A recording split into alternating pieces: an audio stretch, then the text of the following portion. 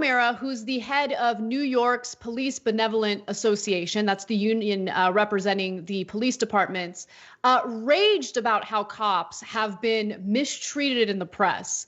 Yeah. These videos are incredible to watch because remember, this is the head of the police union that represents cops in the state of New York. Take a look. But I read in the papers all week, we all read in the papers, that in the black community, mothers are worried about their children getting home from school without being killed by a cop.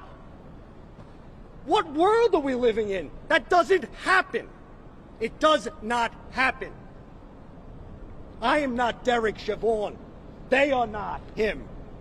He killed someone. We didn't. We are restrained. And you know what? I'm saying this to all the cops here. Because you know what? Everybody's trying to shame us. The legislators, the press, everybody's trying to shame us into being embarrassed about our profession. Well, you know what? This isn't stained by someone in Minneapolis. It's still got a shine on it. And so do theirs. So do theirs. Stop treating us like animals and thugs and start treating us with some respect. Man, that is rich. That is rich. We have one more clip, which we'll get to in just a second. But Cenk, I mean, we're still reporting on what happened to Martin Gugino, a 75-year-old man who was shoved to the ground by two Buffalo, New York cops who are now facing second-degree assault charges. At the same time, all the dozens of other cops surrounding them didn't want to help Gugino, didn't even attempt to help Gugino. Only one of them tried, and he was discouraged from all the rest from doing so.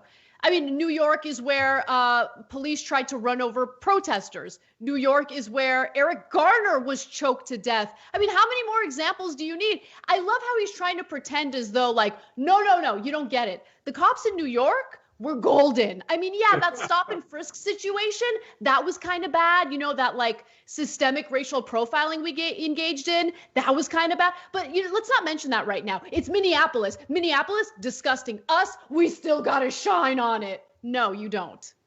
You don't. Now, Anna, what I was going to start with is Eric Garner. I mean, he said, we don't do that. No, you literally did that. New York City, forget Buffalo, New York City, these same exact cops. George Floyd got choked and he died. One of his last words was, I can't breathe. Eric Garner got choked by NYPD, died. One of his last words was, I can't breathe. It is nearly identical what you did. And the nerve of this guy to come up. And then he says, oh, we deserve respect. No, you go around killing people to try to get respect.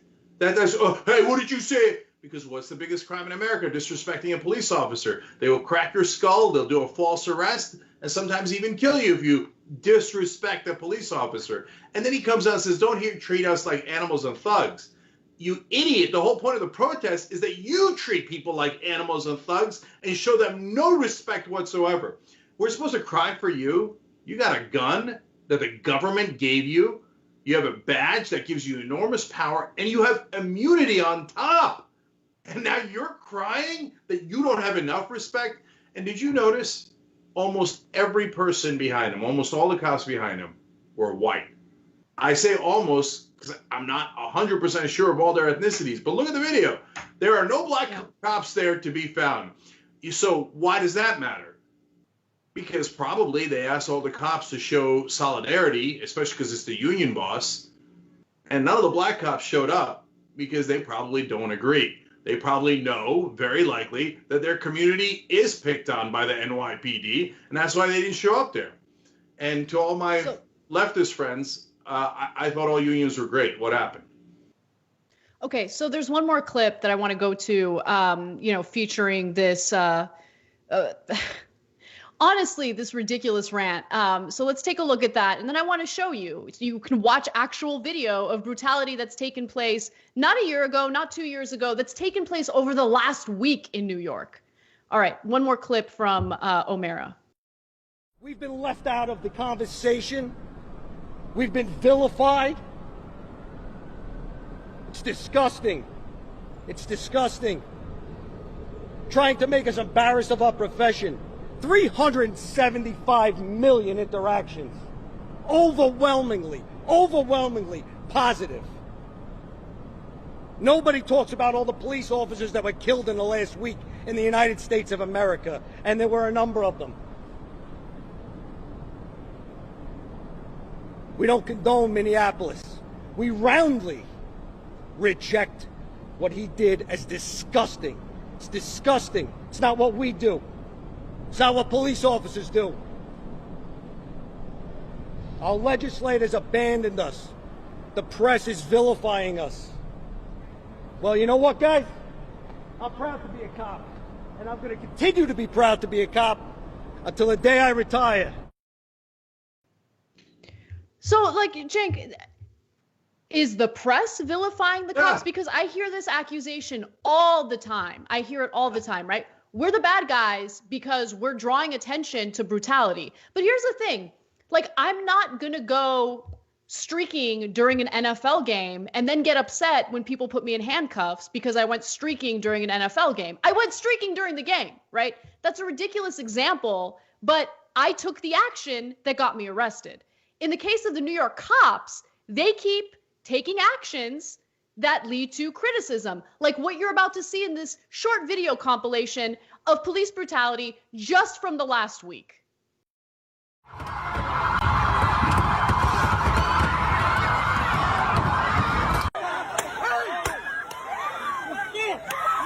You're not doing anything, you f***ing bitch!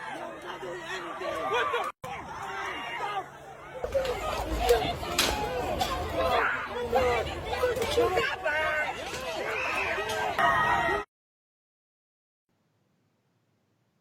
No, I mean, it's just the Minneapolis cops. The New York cops are great. I mean, they just like to run people over as they're protesting.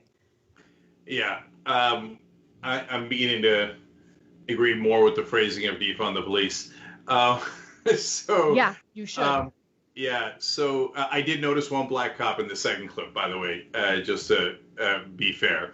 But overall, this guy saying that they're vilified by the press is insanity. Yes, we have been, at the Young Turks, have been tough on police because we show you all their abuses. And why? Because we hate cops by nature? Of course not. We just want to correct it because African Americans and poor people in this country have been battered by police for decades and centuries. So our job is to cover the reality, and that's what we do. If he doesn't like that, that's a sad day for him.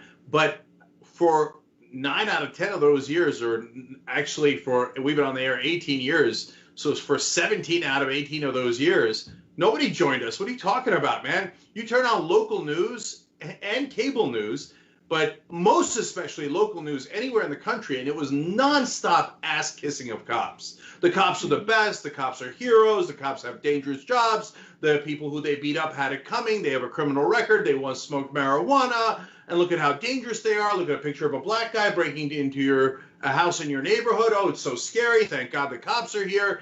And they'd have cops on the air all the time. Every expert they had on law enforcement was a cop or a former cop.